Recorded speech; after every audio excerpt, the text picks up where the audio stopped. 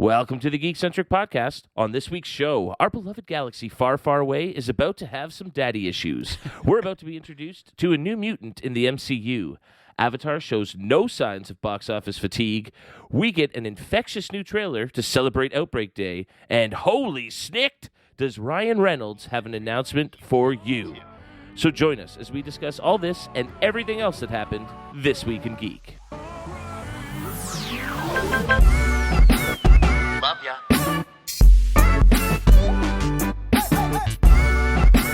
Get home safe, guys. Peace.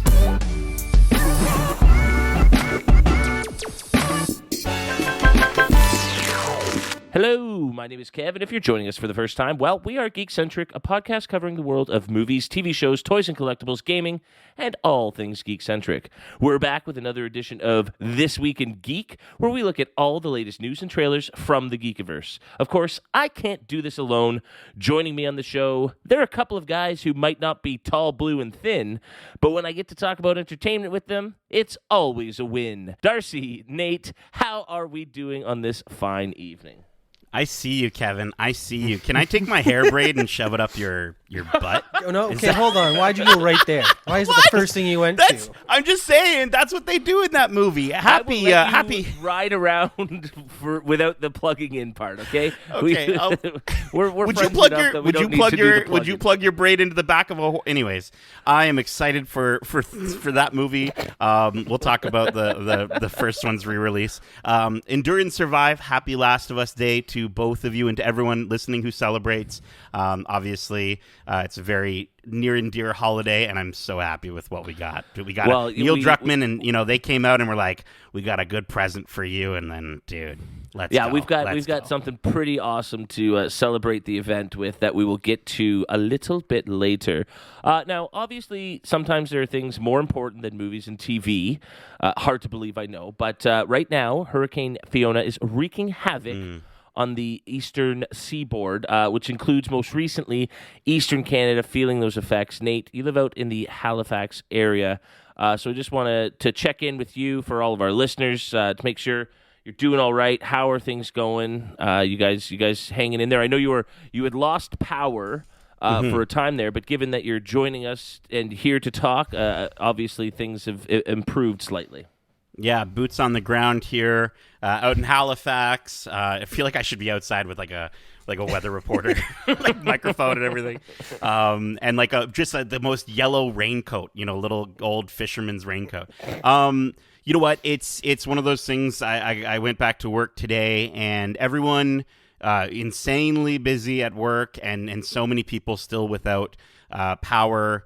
Across the province, and especially in places like PEI, I know where we're really, really hit hard. A lot of folks don't even, I think that whole island doesn't have any power right now. I think for me, it was, disconnecting at times was, at first it was nice. It was nice to disconnect from the world and not have any internet and kind of that sort of thing. But at the same time, not having any power. Our water here runs on a well that runs through electricity, and that didn't work for those 2 days. And it felt like a week had gone by, and like nighttime would hit like at around 6 or 7, and you're like, I guess I'm just gonna go to bed now. Like I don't know what else to do, and like your sense of time is all over the place. But I will say, for as rough as it felt, the moment I got even a little bit of signal to my phone and I was able to connect with the outside world and see just how, unfortunately, how terrible it's hit other parts of the province, outside of where I live, it definitely reset your mind of sort of just being like, cool, yeah, first world problems, no Wi-Fi, no water, but you have a safe house, and your trees aren't falling all over your house, and your house isn't being taken out to swept sea. into Literally, the ocean. We saw houses removed from land into sea, and unfortunately, it's not a good scene. So obviously, we're hoping for the best for everyone across the province, and hoping for everyone, again, as I said, on PEI, and everyone just affected by the hurricane. But yeah, apparently, from what I heard, this one wasn't as bad as Hurricane Dorian, which was in 2019, or Hurricane Juan, which came before that. Apparently, that was like the worst one. But on a lighter note, Kevin, really quick, I will just say I learned what storm chips were. So my cousin messages me and she's like, "Hey, you got your storm chips ready?" And I'll just say this: the Atlantic Canadian things that I'm learning in my first year of being here, just some really intriguing. First, we had Donairs, which Donair, if you don't know, it's a shaved meat, I guess, and they put it on everything, dude. Donair pizza is huge. There's Donair spring rolls at the Chinese food places here. It's insane, and it's fine. It's no offense to people who love Donairs. I don't want to offend the province that I live in, but I will just say they're when done right, Donairs are good. Anyways, storm chips. My cousin's like, "Yo, do you have your storm chips ready?" And in my mind, I think to myself, well, I'm gonna have to stop by the hardware store, pick up some storm chips, and put them in my garden to absorb all the water. I'm sure that's what that is. No. Storm chips are chips branded Storm Chips, and they're a bag of chips with a bunch of flavors in the same bag, and apparently they've gone crazy here for storm chips. Whenever there's a big storm, everyone goes and buys their storm chips, and I'm like, what the heck who are these people? Anyways, so I learned what storm chips were. Now you know too. Hey, that's what we do here on the Geekcentric podcast. We educate and inform. Yeah. But I like that. Hey, anything that makes you feel a little better when it gets a little scary outside, I'm not gonna question that sort of thing. Now, I will say it's been a while since we've done a traditional This Week in Geek, so hopefully I remember how this goes. I believe we always start off with a little bit of the news. It's all about the details. All right, our first story comes from Safia Kazi at Collider. The Avatar re-release secures $6 million in its opening weekend at IMAX box office. In case you didn't know, the 2009 sci-fi epic has been remastered in stunning 4K for its return to the biggest screen around. James Cameron's groundbreaking Avatar has proven it's still as triumphant as ever, bringing in $6 million at the IMAX global box office. The 2009 film, which has been re-released again in sensational 4K HDR, took home a remarkable 20% of the worldwide weekend total. Clearly showing no signs of slowing down after 13 years away from the big screens. Other than a few re-releases here and there, these always seem to do really, really well. The sci-fi epic, which made history for its usage of striking 3D technology and special effects, tells the story of ex-Marine Jake Sully, played by Sam Worthington, on his journey to discover the alternate universe Pandora, in which he falls madly in love with their way of life and one particular inhabitant, Natiri, who's played by Zoe Saldana. And there's a lot of plugging in of tales in case you were one of the few people around the world who've never seen the movie and didn't quite get what Nate was referencing earlier on. North America made up a noteworthy 29% of the film's domestic success, securing about $2.9 million from 386 screens. This is obviously a good sign for the franchise, with Avatar: The Way of Water hitting theaters in December. So, guys, I wanted to know, are you surprised by this triumphant return to theaters? And do you plan on revisiting Pandora with the original Avatar movie in theaters before the sequel comes out? Yeah, before getting to experience the world of Pandora at Disney for the first time, I think that was the last time that I rewatched Avatar on the plane. And, well, I don't think narratively the movie was ever incredibly original. I do think that for what they did, the world that they crafted around the story is absolutely original. And I'm a big, giant dork, and I would buy, I bought the lore book for this that had all the different creatures and the fauna and the flora in the world of Pandora. And I don't remember a single thing of it now. But I do remember, reading that book on the toilet, and it was a great time. But I will say, I did have plans to go and back and revisit the original. But there was a hurricane, so I couldn't go. Again, first world problem here, not the biggest issue. I do plan on securing another ticket and contributing to this incredible re-releases success. I think more movies should do this, by the way. I think the remastered, and I'm not talking about the idea of like the George Lucas let's add stuff to the movie sort of remaster, but like the ability to up the look of the movie, keeping it in tone with sort of the sequels that have, these, we're talking about legacy sequels, like we just reviewed Hocus Pocus 2, and obviously visually they're able to make that look like the old one. But I'm just saying, like, for a lot of movies that do rely on, more CG heavy stuff, to have them go back and say, hey, we're going to celebrate the anniversary of this and re-release it with this sort of almost like what they do for video games, right? Like, we're going to be talking about The Last of Us, but The Last of Us has been remastered now twice, right? And so with the PS5 version recently coming out, like,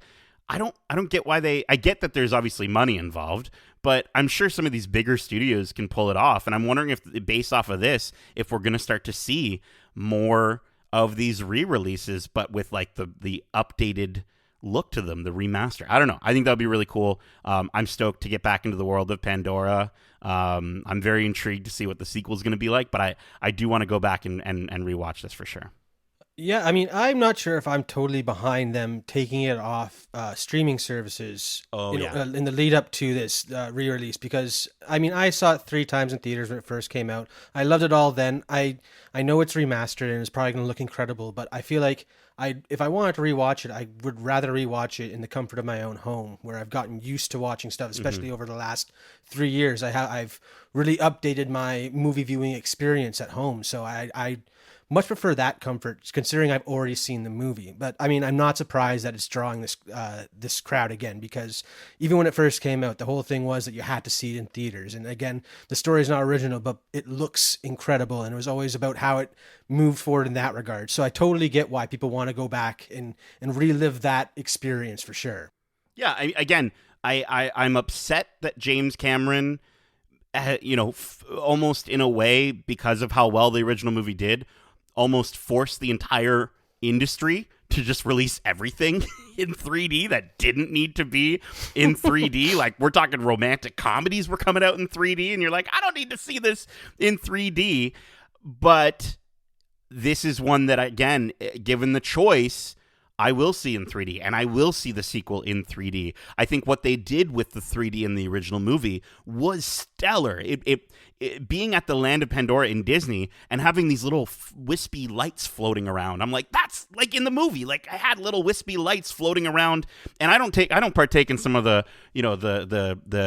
extracurricular activities that some of these boys do before they watch a movie. But but I will say it was magical. And so to have that experience again in the theaters, and to have that experience as sort of like, James Cameron's very purposeful. He's saying, if you're going to experience this for the first time, I don't want you watching it on Disney Plus. I want you seeing it in the theater with the work that this team has done with this movie in full 3D to get the same experience. And again, as you said, for folks who are nostalgic for it, which I am and will be, I'm excited to see it again in 3D. So yeah, I get what you're saying though. Limiting the audience at the same time, a little rough. I would have just said, you know what, you're going to get the lesser version on Disney Plus and the better version in theaters, and then we're going to replace the Disney Plus version with the new one when we choose to re-release that, and I hope they do. I'm sure they will. But yeah, I kind of get where you're coming from there as well, Darcy. Yeah, I definitely think the choice should be left up to the viewer, especially for people who, like you said, Darcy, have seen it 3 times. You've contributed to the box office of this movie enough that you shouldn't be forced to do it again. That I myself, I've only ever seen the movie once. I saw it in IMAX. It's the best 3D I've ever seen in a movie to this day. Never seen anything like it. And so for that reason, I would like to go see it one more time in IMAX, refresh myself on all the characters and the story, and get myself ready for the sequel. But no, I think you're absolutely right, Darce. It should be a choice left up to the viewer. Now, news story is about a movie that we will definitely be seeing in theaters. This comes from Cooper Hood at Screen Rant. Black Panther Wakanda Forever star THIS Huerta confirms that Namor is a mutant, just as he is in the comics. This one won't come as a surprise to comic readers, but it is exciting news for any MCU fan who are excited to see how the mutants will be worked into the existing MCU. After over 4 years of waiting for another Black Panther movie, the MCU is only a few weeks away from releasing the highly anticipated follow-up. One of the most exciting aspects of the film for many is the inclusion of Namor the Submariner as the villain. The underwater ruler was long theorized to be a perfect villain for Black Panther 2, but it was not until the debut of the first trailer at San Diego Comic-Con 2022 that audiences got a look at the half-mutant, half-Atlantean. MCU Phase 4 has been busy laying the foundation for the X-Men's introduction by including several mutants. Doctor Strange in the Multiverse of Madness featured Patrick Stewart's Professor X, thanks to the multiverse. Meanwhile, Ms. Marvel's finale included a huge twist that revealed Kamala Khan is a mutant too. These teases put a lot of attention on Tenoch's role in Black Panther Wakanda Forever, as they could mean Namor's mutant connections from the comics would be included. During an interview with Empire to promote the upcoming sequel, THIS Huerta confirmed to the outlet that despite some changes to the MCU's version of the villain, Namor is a mutant in Black Panther. The outlet notes one detail that is carrying over from the comics. According to Huerta, his Namor is indeed a mutant. The distinction came as part of the confirmation that the MCU's Namor is inspired by the history of Mesoamerica, which includes changing Atlantis' name to Talocan. Namor being a mutant in the MCU could be a very big deal for Black Panther Wakanda Forever and beyond. Although Namor is not always identified for his mutant DNA, it is a key aspect of the background of his background in the comics. He's even known as Marvel's first mutant, a title that could be retained in the MCU, even if he is the second to be featured on Earth 616. So, Darce, as our resident Marvel expert, I wanted to start with you.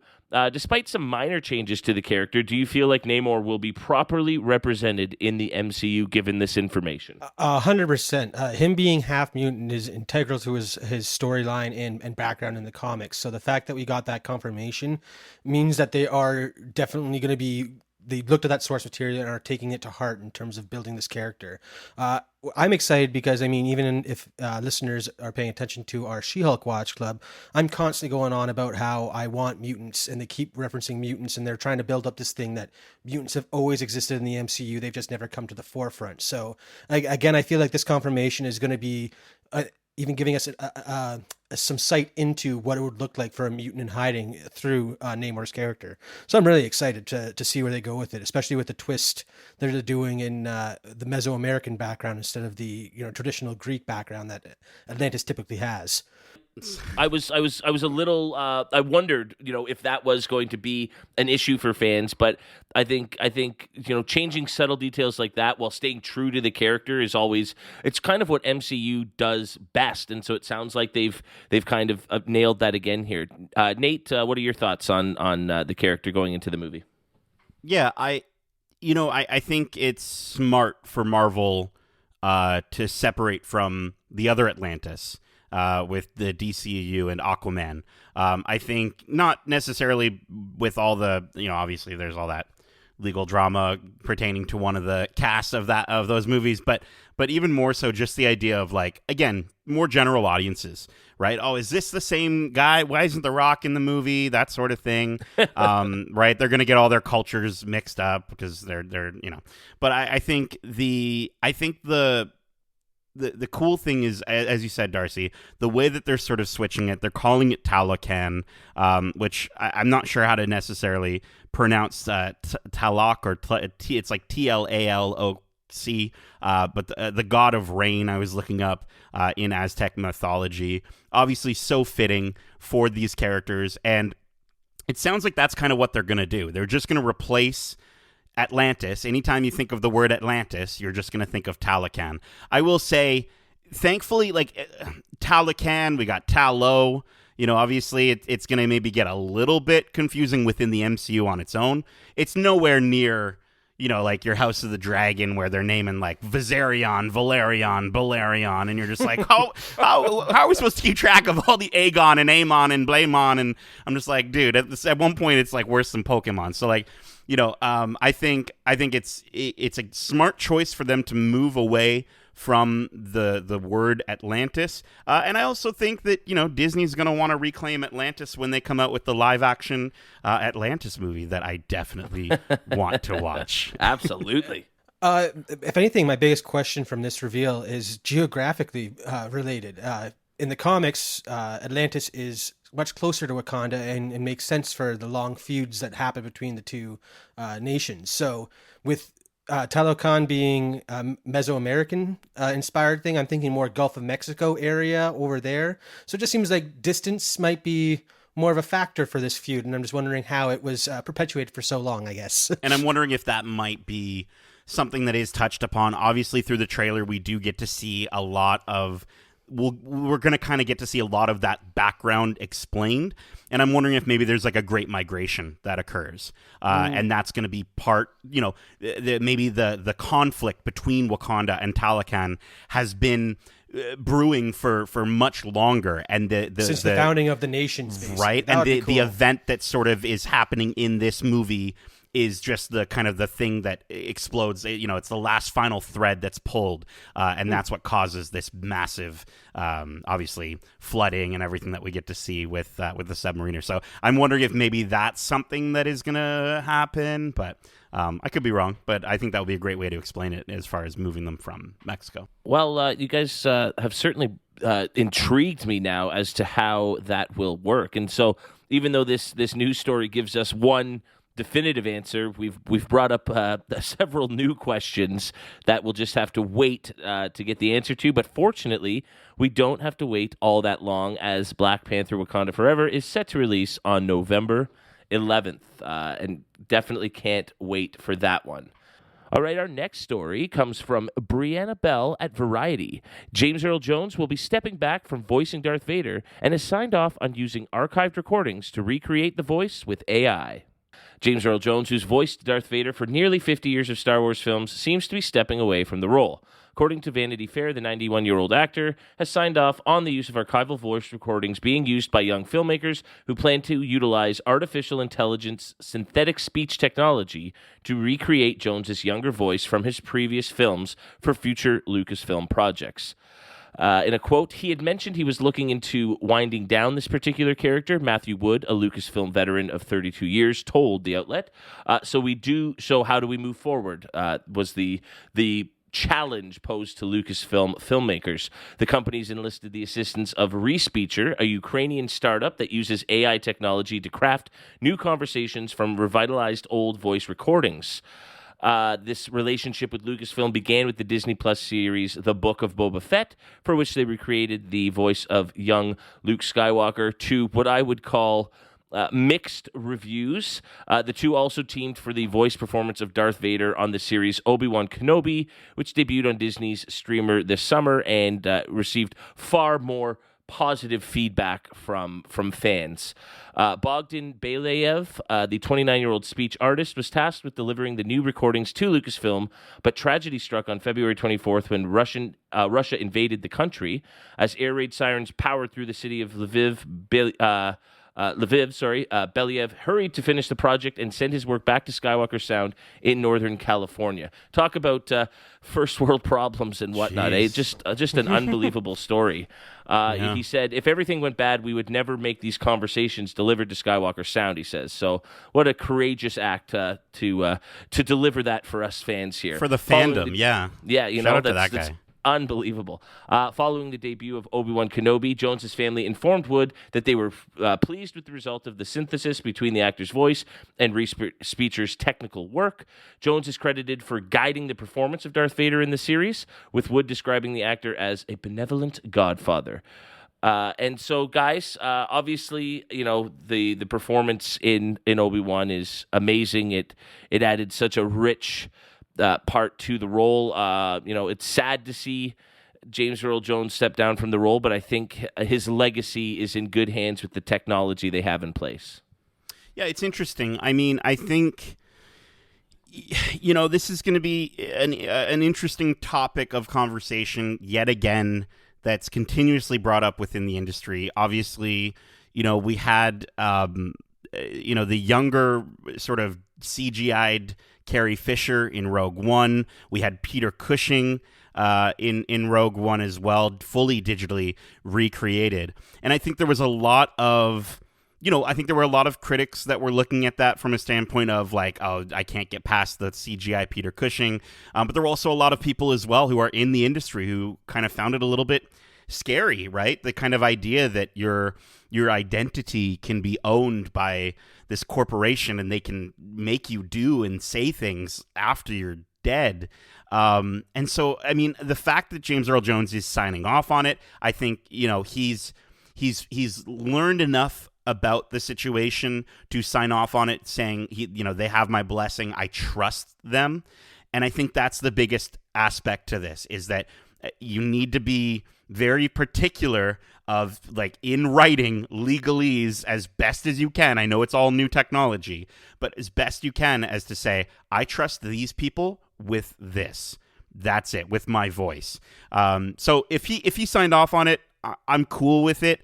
I think, again, fantastic that we're supporting a Ukrainian startup, and incredible what he was able to do to get that voice work out for the fans.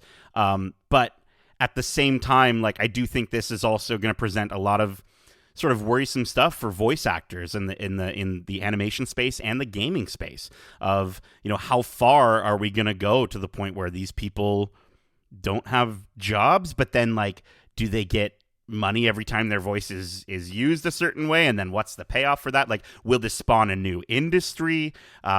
It's all very, obviously at the beginning phases, but I'm very intrigued, to say the least. Yeah, you bring up great points. I mean, obviously this is an instance where, because Jones and his family have signed off on it, it seems to be done entirely out of respect about maintaining the legacy of this character. But you're right, it could open up a slippery slope. It does open up a lot of ethical questions, and this is something that has to be handled with the utmost care, like you said, to protect identities and the rights of people, and to ensure that people who work hard get their rewards for their work, and that people aren't being taken advantage of and completely eliminated from roles. If this decreases the amount of jobs available to people, that's almost a turn backwards there. And so, yeah, I think it needs to be done, in the right instances for the right reasons. I think because of Darth Vader's 45-plus year history, this sounds like a character that they want to include in more stories, and because he's so important, he needs to sound right, he needs to sound authentic. And so this is one of those instances where if everyone's working together on the same page, it can really work. But yeah, it needs to be handled really, really carefully, I think, going forward. I mean, there's not much for me to say. You guys have all spoken so beautifully about the subject, but yeah, Don't worry, Darcy. Like we'll re-speech your voice into this part of the podcast. We can. I think we've got enough recordings of his voice, Kevin. I think we can do it. Yeah, we'll come up with one last poignant comment for you to add there, and nobody will be any the wiser. My apologies for any mispronunciations with the names as we were talking about Ukraine and everything like that. I do apologize, because it is a really terrific story that, after reading this article, I really want to look into more and see if I can learn a bit more, because what a crazy little story to just sort of fill that out. And now our final news story of the day took the world by storm. It shocked Marvel comic book movie fans all over the world. Leave it to Ryan Reynolds to drop just a seemingly harmless tweet on a rainy Tuesday afternoon. He's talking about, hey, everyone knows a Deadpool movie's coming out in the MCU. We're really struggling with some ideas. We're just trying to figure out the best way to make a movie for you. So we'll let you know when we've got something. All of a sudden, as he's sitting in a seemingly harmless, seemingly ordinary living room, all of a sudden, Hugh Jackman walks behind him in the background. Ryan says, hey, you want to be in the movie? And Hugh says, yes. All of a sudden, we get the tag coming Hune. We get the Deadpool logo with some Wolverine claws through it, and OMFG. Underline the F, because Hugh Jackman is officially in the MCU. So, guys, honestly, I know I was shocked. I mean, I think I even went instantly into our group and was like, this can't be real, right? But you were pretty quick to confirm it for me, Nate. I watched it. I watched it all the way through. Didn't realize it was actually Hugh Jackman in the back. I thought they did the thing where like his face was just covered by the top half of the screen, so like he was just cut off frame. And dude, I thought this was complete clickbait bullcrap. Like I did not think this was real at all. And then Twitter just exploded, and people have been going off. I'm kind of at a little bit of a loss for words, which is not great for a podcast. I'll try to talk about this, but this is a first. Oh my god, dude, I am incredibly stoked by this. I think it's really exciting. I do think though it is interesting. It does raise some interesting questions that I'm sure we'll get into. But the idea of like, is this the MCU's Wolverine? Right? Is this actually the MCU's Wolverine? Is this his exit? Both his intro to the MCU and his exit at the same time. Are we going to get another Wolverine? I don't know. But I after seeing this, I was just so excited. Of course, had to get the aviation gin plug in there. At one point, you see Ryan just pouring himself a glass. But it also makes me wonder if like they're going to start to incorporate that sort of shtick into the movie. I wouldn't put it past Deadpool to have some aviation gin on hand, and then, Wolverine says, I'm more of a coffee man, or something like that, and he's drinking the Laughing Man coffee brand that Hugh Jackman has, and then at some point in time, they're just tossing out a case into the trash of Terramana tequila, and just a dig at The Rock in DC. Like, I could totally see them playing around with that. I cannot believe it's taken this long to get these two together in this fashion as these superheroes, and I'm so excited. 2024 looks insane for the MCU. Yeah, I'm beyond words right now. That last little logo tease with the claws coming through has been a tattoo idea I've had for years now, because two of my favorite characters, I'd say top two for sure for me probably, are Deadpool and Wolverine. And like Wolverine is where my love of mutants comes from. So I am so excited to see him work with, Deadpool, because that is, as a fan of Wolverine, is almost crucial to both of their stories, is their relationship with each other. So I can't wait to see how that plays out on screen. And in terms of broader picture, I'm wondering if Disney may continue producing mutant movies that aren't part of the main timeline, and maybe build towards one of these incursion events we've talked about before. So I think we talked about it during Doctor Strange, with the worlds basically threatening to overlap with each other. And in the comics, that results in a lot of heroes from different universes residing in the main timeline. So I'm wondering if this might be almost a stepping point towards that, or if this is going to be just MCU proper. I'm really intrigued by that.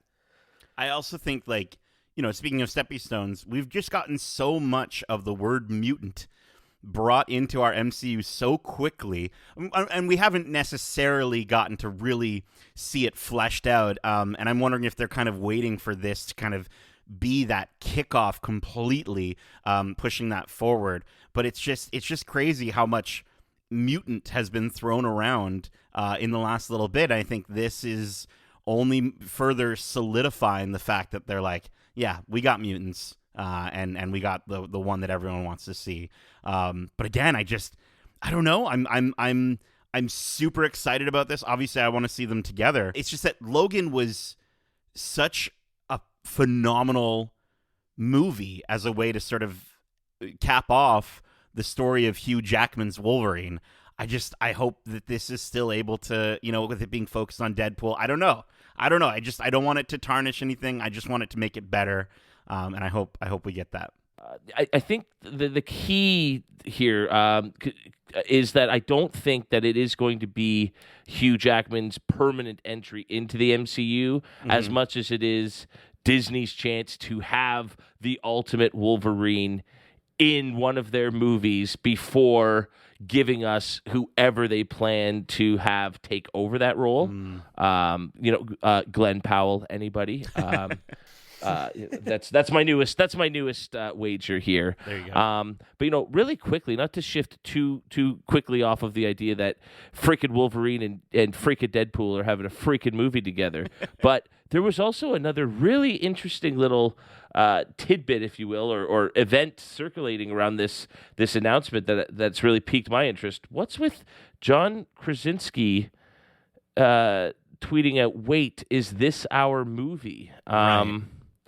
What does that mean? Was that a subtle little hint? Was that a miscommunication? I mean, they're not doing anything accidentally here. So what the hell could that mean? Right, and that's the part that is so confusing, because I was fairly certain that we had heard that he's not going to be in the Fantastic Four. Like, he won't be Reed Richards. We know he's not directing the movie. So what is he talking about? Like, what is he actually referring to? I honestly don't know, unless they're teasing that maybe he's also in this movie, and I could totally see them having fun with what happened in Multiverse of Madness in a Deadpool way, right? Deadpool shows up, maybe saves him from that fate, and brings him into our 616 universe. I don't know. I'm just that's a possibility. I feel like even more so would be, or a better opportunity would be, Deadpool getting stuck through the multiverse with the events of his last movie being so all over the place with his time travel. Like, he broke his universe, basically. So what if he's just kind of hopping between, and that's where we get to see more variants, or more of the variants we got to see in Multiverse of Madness, with him ending in 616 through whatever help he gets or denies along the way. But I think that'd be a really cool way to introduce and say goodbye to the Fox universe. You know what? I'm sad to dash all of our thoughts. It could be a reference to a movie that they were working on together called If. There's a movie that is coming out called If, that apparently there's some photos of them finishing up their last day on set, sharing a big hug together. So that could have been that he could have been making a joke that way, of saying like, oh, is this If? Is that what the movie that we're looking at here? I don't know. Poor form, John. If that's the case, poor form. You Get can't, us all hyped you for can't no tease us reason. when we're all in the middle of this. We're all having our tripping out, daydreams here. I guess time will have to tell with the whole Krasinski thing, but I think this is official. I think. We knew we were getting another Deadpool movie, but I think it's official, to say the least, that Wolverine, played by Hugh Jackman, will have a role in this movie, and so it's just a waiting game now. We have about 2 years, just under 2 years, so not that long, not as long as we've had to wait for some of these things, but I certainly would say that this is one of the biggest MCU announcements of all time, which is kind of crazy when you think about even just what they announced this year at Comic-Con alone. But I think this is just something that fans of all comic book movies have wanted to see, not just MCU. And so that's just another really exciting facet that we get to explore shortly. And I want to just quickly shout out, I mean, even just the subtle with him saying, I couldn't keep I was hard to keep my mouth sewn shut about this one. Just the subtle dig at his first portrayal of the character was, he's fantastic and Canadian. So you know what? We're the best. That's I think this announcement has sealed the deal that we're better. We're better than any other country because we got Ryan Reynolds. And you're welcome, world. Yes, you're welcome, world. 100%. Oh my gosh. Awesome. Well, as if that announcement wasn't enough, there was also another huge announcement in the gaming world that we're going to get a chance to talk about in our next segment. So I think it's time to cue up the banjo because It's trailer time!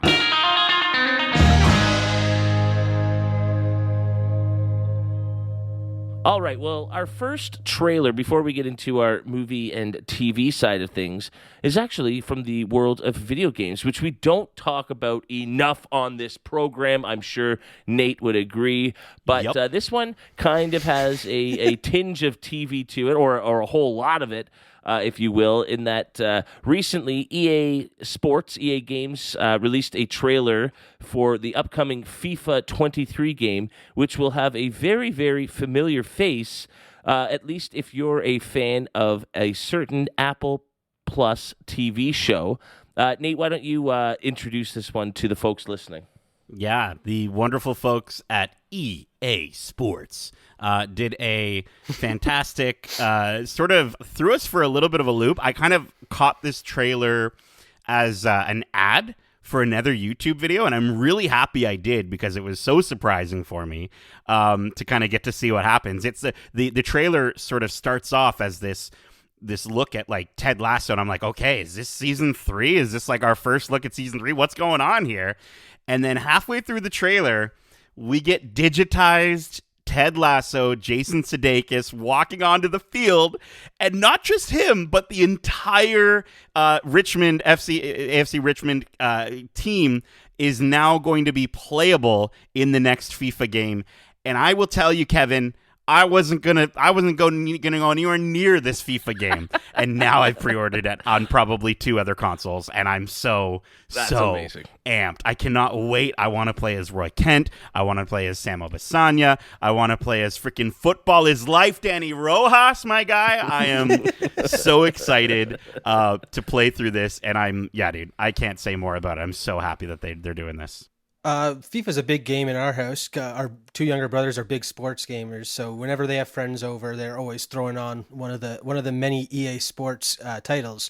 But I always liked jumping in for a FIFA game, and I know going forward, I will always be picking AFC Richmond as my team because it's so incredible. And I'm even contemplating starting a manager career so I can play as Ted Lasso.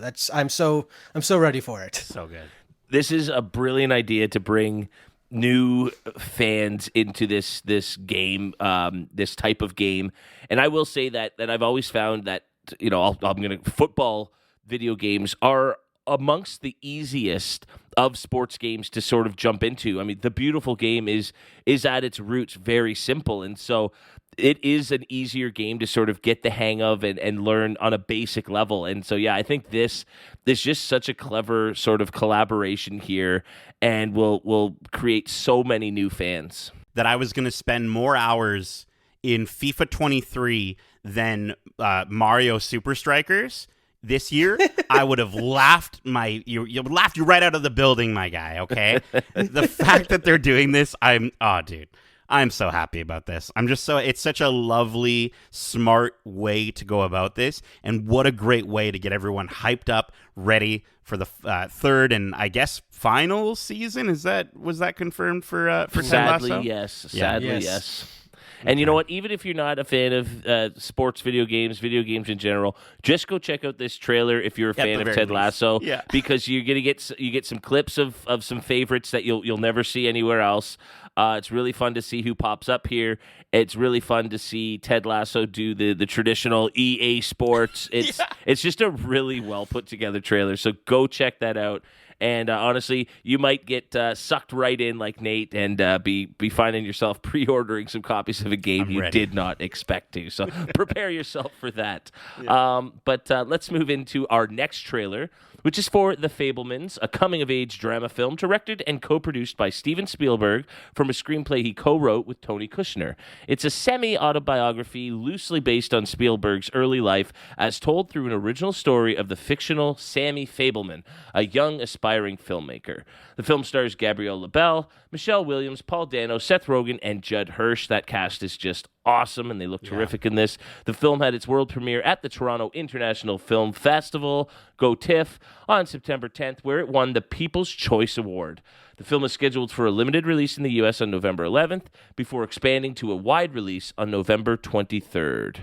So what did we think about this one? I think this looks like the quintessential Steven Spielberg film. Oh my gosh, dude. It's like if somebody was like, hey, Steven Spielberg, make a movie that is Steven Spielberg. That's what this looks like, dude. And it's sitting at a 96% on Rotten Tomatoes right now. Obviously, it hasn't hit like its wider releases or whatever. But dude, 96% for TIFF critics, I think is phenomenal. It looks like it's definitely going to make me cry. Seeing Seth Rogen waving all goofy, like in the back of the car to the camera, that hit for me. Like that gave me little tingles on the arm, and I just sort of was like, because I think a lot of kids growing up in the 90s have that memory of grabbing the camcorder and filming, your family's vacation or just dumb, stupid little family moments. And those are the moments that stay with you. And clearly those moments have stayed with Steven Spielberg, and that's a huge part to this movie, is like just the idea of making movies of your family, and I can't wait to see it, because it kind of looks like they're going to show the beauty of that, as well as the sort of dark side of what happens when you start bringing in the opinions of all these other people, especially as you grow up. And I'm honestly so intrigued for this. I think it's going to get Oscars all over the place, dude. Yeah, I mean, this one just seems like it's going to be a beautiful love letter to the art form that is filmmaking. Like you said, Nate, just both the joys and remembrances and memories you have growing up watching movies and making movies, as well as the dark sides that can come with most forms of art. So I think it's going to be a really cool exploration of film as a whole, and just a heartwarming story through and through. And I'm really looking forward to it. And it's just such a brilliant way to kind of make a movie about Spielberg's life. There was a terrific documentary that came out in 2017 on HBO called Spielberg. Go and check that out if you haven't seen it. It's just an awesome retrospective on his life, his career, and you can see so much of his early days as a kid, a brilliant young amateur filmmaker, in the character of Sammy Fabelman here, just with the way he's getting these ideas to film the train coming at the camera. A young Steven Spielberg made some just unbelievably cool movies as a kid that had war scenes and special effects that were well beyond the scope that a young kid with a camera should have been able to do. And so I think this is a really fun way of making a sort of fictional version of this story, because we already have such a great authentic autobiography of his life. This is a neat way to tell this story, but with the magic of movies. I just think it's such a cool way to do this. Yeah, like, again, I think there's something so relatable about the idea of following your dreams, even when so many people, especially the people closest to you, are telling you not to, or it's not realistic. I think there's a lot of people that, that I even have in my own life. Thankfully, my parents will literally stand on a fire for anything I do. But I definitely have some family members who don't really understand or see kind of the endeavors that I'm sort of trying to take, and I completely connect with that. And I think this movie kind of showing that off on this grand scale, and it looks like a Spielberg movie so much, which is fantastic. Just the way it's shot and the way it looks so beautifully well done and lit and everything. I will say, like, I'm a huge fan of Paul Dano. I'm a huge fan of Michelle Williams. And I think Michelle, from this trailer alone, I think she's going to be up for Best Supporting. And I think this movie looks like it centers around her just as it does Sammy. Like, I think it's they're on equal footing with this movie, and I'm more excited because of the fact that it is focused on the whole family and not just Sammy himself. And that just makes so much sense when you've seen the documentary and how important Steven's relationship with his mother was, especially in supporting him and just in growing up. And so, yeah, I think this captures so many elements of that I think, even though, again, it's not entirely based on a true story, it's going to ring so true and so honest. And yeah, I think this is the runaway leader at this point for Oscar buzz. We're very, very early in the season, but I think this one's a shoo-in for plenty of nominations. The one thing I will say, though, is seeing Paul Dano in the glasses early on, I got Riddler vibes, and I'm kind of glad that this trailer quickly moved past that. Yeah. And he's just your typical family man, and I'm looking forward to seeing him explore that character along with Michelle Williams. So, yeah, just the vibes were very short, but they were there at the beginning. The man can wear a sweater, Darcy. The man can wear a sweater. Okay. All right. Well, I think we're all very excited for this one, and I know, based on how much he loved Old, Nate is very excited for our next trailer, which is for Knock at the Cabin, which is an apocalyptic psychological horror film directed by the M. Night Shyamalan, who wrote the screenplay from an initial draft by Steve Desmond and Michael Sherman. It's based on the 2018 novel The Cabin at the End of the World by Paul G. Tremblay. The film stars Dave Bautista, Jonathan Groff, Ben Aldridge, Nikki Amuka Bird, Kristen Cui, Abby Quinn, and Rupert Grint. The premise of the film centers on a family of 3 who, while vacationing at a remote cabin, are taken hostage by 4 strangers who demand they make the ultimate sacrifice to avert the apocalypse. Twists will surely abound when the film is released on February 3rd, 2023. Now, I know a lot of people are quick to knock anything that Shyamalan does these days, but I think the fact that, although I was going to say the fact that it's based on an existing work might save this, but that was also the case for Old, and that didn't seem to help that one. But he did seem to have help in writing the script, so maybe people were able to kind of keep him focused here a little bit more. I don't know. This one looks interesting. If you didn't tell me this was by Shyamalan, I would have been very, very intrigued. And so now I don't know how I feel about it. I'd love to know what you guys think. It's definitely a different look for a Shyamalan movie, I think. You're right. Like, again, not knowing that he was attached, maybe I wouldn't get that from this trailer. But I think, yeah, dude, like I've talked about Old a ton of times on this podcast, and it's honestly one of the funniest movies that I've ever seen that's not a comedy in any way, shape, or form. It's laughably bad the entire time. And if you want a really good laugh, I know you guys don't like scary stuff, you won't be scared. You'll be just laughing out of how dumb that movie is.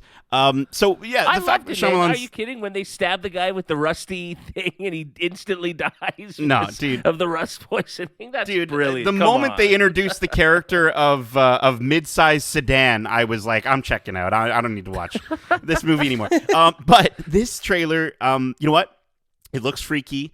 It's we've got Dave Bautista coming in. I think that is a huge name for a lot of folks that are going to be like, oh, Dave Bautista's in it. Okay, I'm going to go see it. Unlike Old, where I think the cast was relatively unknown, I think the fact that you've got him, you've got Rupert Grint joining Shyamalan fresh off of Apple TV's Servant, which this has very similar vibes to. It looks freaky. I mean, the storyline, I think it looks like it's going to be the 4 strangers are there to prevent the apocalypse, and they need the couple with the daughter to choose who they kill. I think is going to be the idea. Like, one of the 4 people have to die, and they need to make the decision to prevent the end of the world. And I think the idea behind it is it's going to kind of talk about, what your commitment to belief is going to kind of be what this is the big theme of the movie. And I think a lot of these 4 people who are coming in and just being like, we're totally committed to doing this. I don't think they're all totally committed to doing this. And I think they're going to start to manipulate this very sweet couple who are just there with their little daughter wanting to have a wonderful getaway. And I think that's where we're going to start to see it. But I don't know. It looks good. Again, it's shot on 35 millimeter. Apparently, there were lenses from the 1990s used to give it more of a 90s thriller look, which you can definitely see just like with the brown tones and sort of darker tones of the film. But yeah, man, I'm very intrigued, but I'm gonna set my expectations at like all the way back here because Shyamalan's involved, and I don't know. We'll have to wait and see. Yeah, I'm definitely intrigued, if only for Dave Bautista's performance that we got in this trailer. It seems like a very big departure from a lot of his roles that we've seen in the past, and even from his WWE persona as the Animal. This guy seems very unsure of himself and is at a very fragile mind. So I am very intrigued, if only to see where that character goes. So I guess I am going to check this one out, despite the trepidation that usually comes with Shyamalan films. So we'll see. Kevin, if you could just promise me, though, that you're going to teach your daughter that if she's sitting in a forest alone and a tatted up Dave Bautista starts walking towards her, that she's going to run into the house. Like, why are you sitting there? Don't just... I get it. I get that that's how they introduced the character, and it was very intriguing to see, and her having that little conversation with him. But no, she better be running away from that big Dave Bautista guy. No kidding. But I do agree that Dave Bautista in this movie is definitely one of the more intriguing aspects. And you mentioned that Rupert Grint was in Servant on Apple TV. I'm not sure how many people would have seen that show. I know I certainly didn't check it out, and so this seems like a big departure from what I know Rupert Grint from. Yep. And so that also sort of has me intrigued. He doesn't have much to do in the trailer, but I imagine that was because they were focused more on Batista and the young girl. But no, this for the first time in a while has me intrigued, to say the least, about a Shyamalan project. So maybe this is the one that gets him back into the good graces. Now, speaking of scary movies that I hope Darcy's willing to check out, our final trailer is the perfect way to celebrate The Last of Us Day, which was formerly known as Outbreak Day, which is commemorated by Naughty Dog each year to celebrate The Last of Us. It occurs each year on September 26th, which is the day the outbreak reached critical mass in the game's narrative. The show will be a post-apocalyptic drama series set to air on HBO. Based on the 2013 game of the same name, the series will follow Joel, a smuggler tasked with escorting the teenaged Ellie across a post-apocalyptic United States.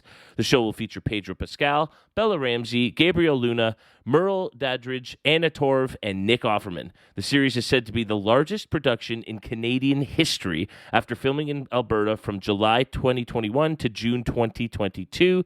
The first season will consist of 10 episodes written by Craig Mazin and Neil Druckmann, the latter of whom wrote and directed the game. The show debuts sometime in 2023. I was kind of hoping we might get a more concrete answer on that, but it does not appear that we will get that yet. But holy shit. As somebody who played the game, it was very out of character for me, but I'd heard just too many things that I had to check it out. As somebody who's blown away by the game, I am more than pleased with this first look here. It just looks unbelievable. Yeah, dude, I have a lot to say. I have a lot to say, so I apologize. Darcy, do you want to talk first, just because I got so much?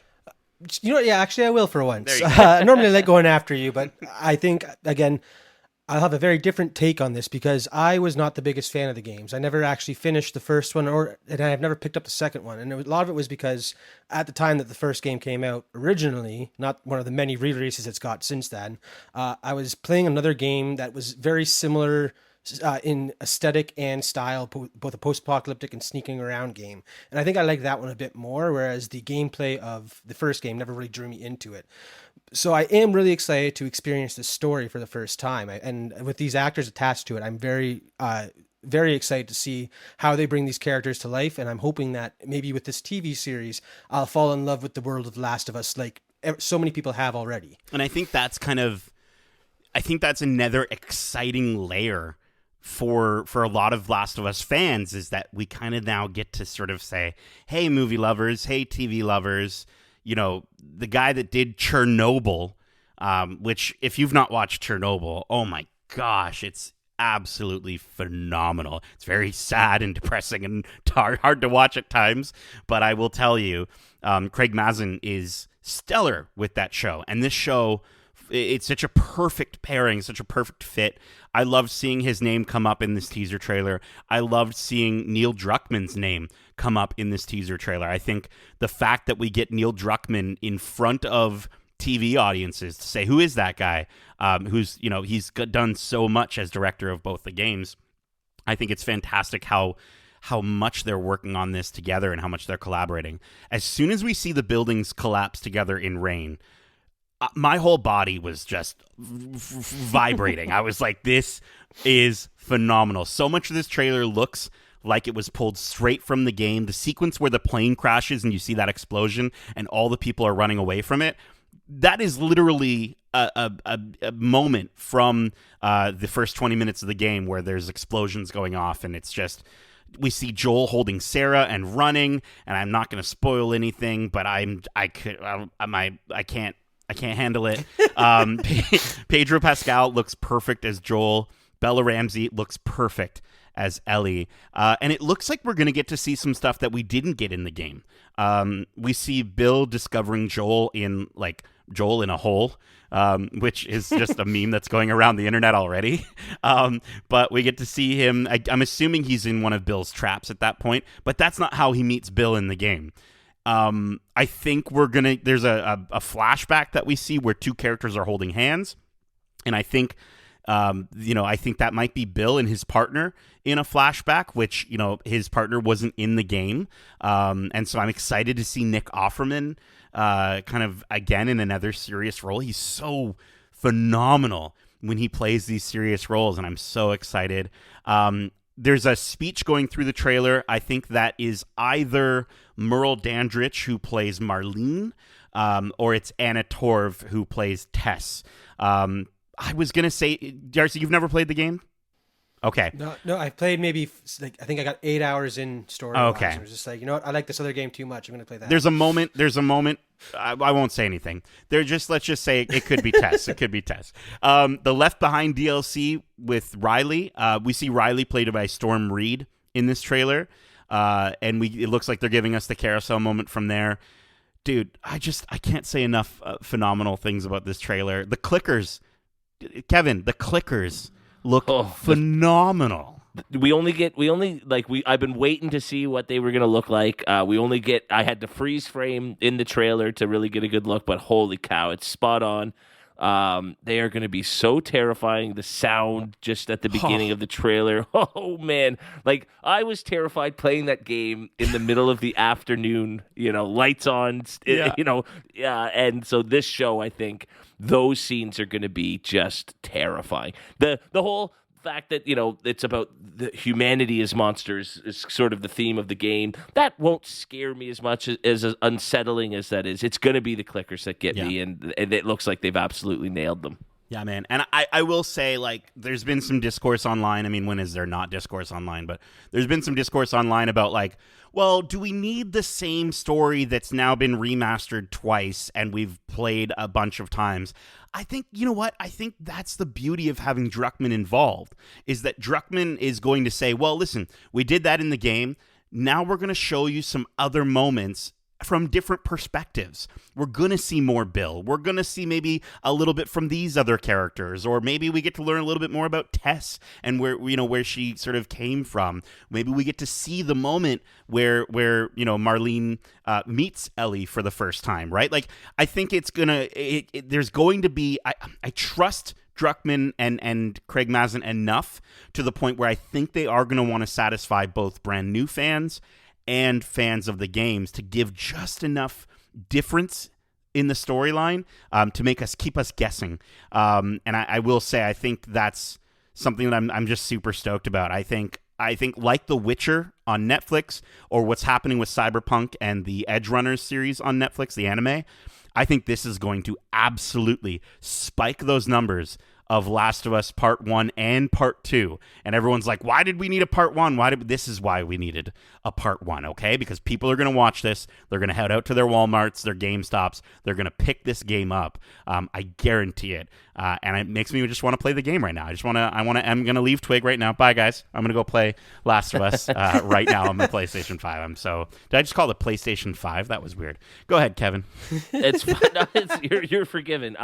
No, I haven't picked up number 2 yet, and yeah, just the excitement that this trailer gave me. It's like, ooh, maybe it's almost time to do that. And I will say, of the 3 video game adaptation shows that you mentioned there, this is the one I think I think this show's going to be a massive hit. I think this is going to reach to a lot of people who never played the games, aren't big video game fans.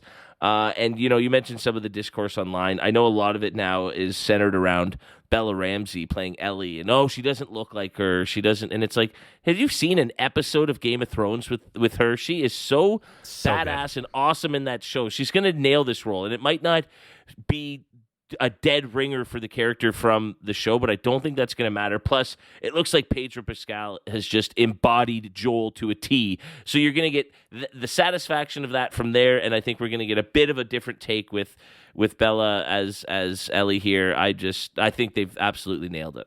Yeah, and Troy Baker, we got a chance to see Troy Baker a couple times live at Fan Expo, and he signed off on it. He literally recanted his time on set, which is dope, that both him as well as Ashley Johnson are both going to be in the series, which, again, as new characters. And I think, again, there's going to be some new stuff there, as for fans as well.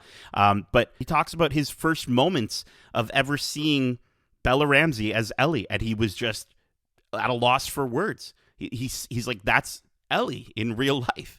And I think that is phenomenal. So if you got the real Joel signing off on this. Yeah, that's all I Relax. need to hear. You That's know? all I need to hear. Awesome. Well, again, the show debuts in 2023. Cannot wait for that. But that will wrap up trailer time for this week. Why don't we move into Whatcha really quickly here? So this is where we like to talk about what you've been up to, what you've been watching, what you've been playing, what you've been reading, something like that. Who wants to start us off? Let us know something that you've been enjoying that people should check out. Darce, why don't you head us up here?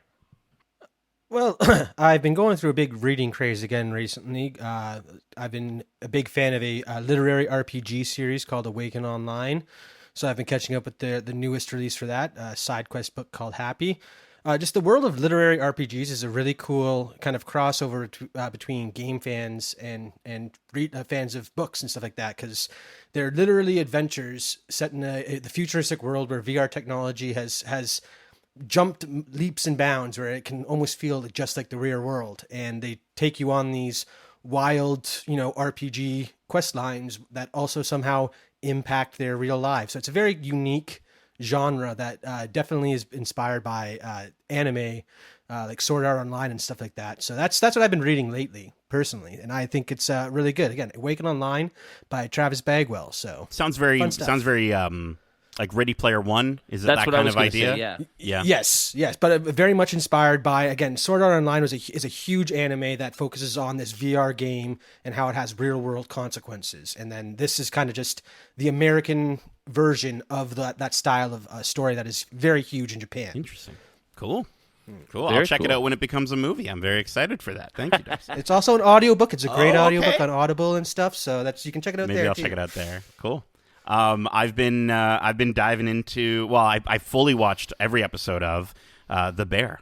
The Bear. If you've not watched The Bear, Kevin, what's wrong with Dude, you?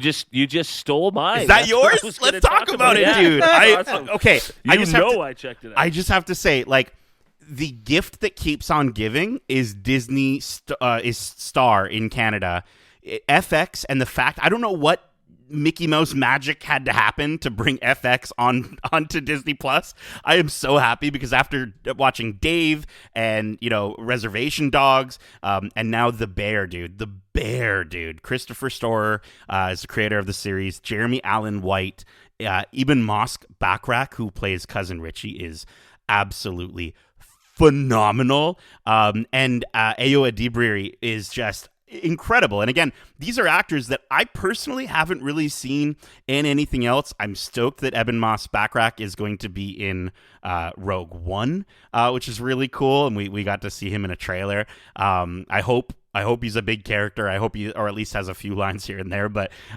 dude, I'm telling you, man, this show is so chaotic, and the way that it's done, I can't believe for a second that there's actually a full script that they follow. Like, a lot of this has to be improv. I don't understand. Episode 7, they do a one-shot for the entire it's episode. So good. It's unreal. It's one of those things, Kevin, that I've never worked in a kitchen. I've never understood that chaotic, sort of aspect to it. Did they capture it in this series? I mean, that's what I was going to focus on when talking about the show. Having about 4 years of kitchen experience, it is the most accurate portrayal of that lifestyle I've ever seen. When I was working in a kitchen, we used to call them chit dreams. And so a chit is when you get an order that comes up through the printer and it's and during a dinner rush, that will be so intense that you will have just all of a sudden all your servers will fire off an order at once, and you'll get 10 at once, and the printer's just and it gets so ingrained in you that you have dreams where that sound, and you wake up in a cold sweat. So that's just how intense the kitchen environment can be.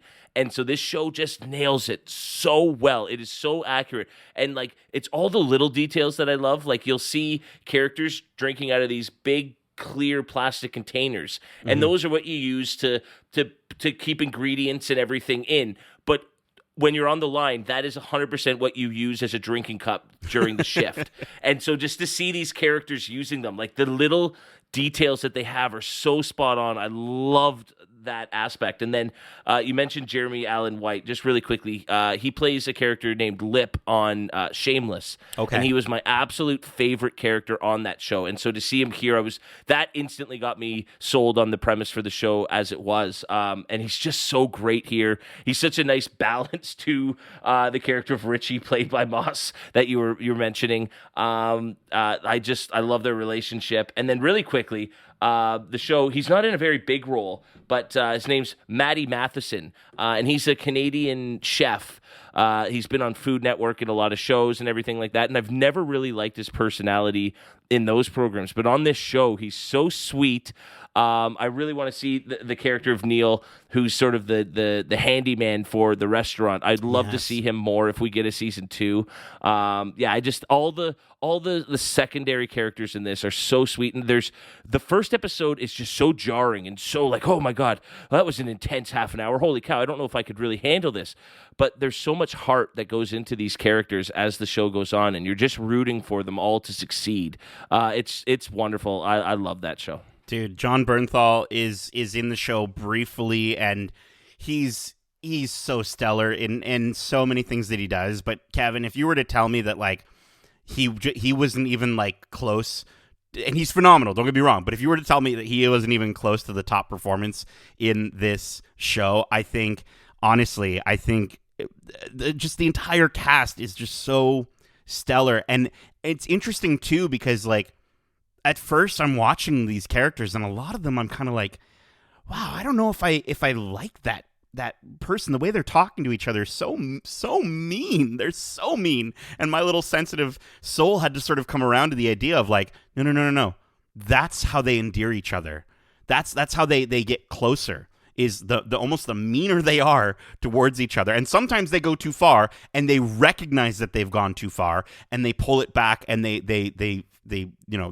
pull up their pants and fix it. But at the same time, I'm telling you, man, the some of the things these characters say to each other, I was just like, wow, like it's crazy. And it's just, I've never seen any show like it.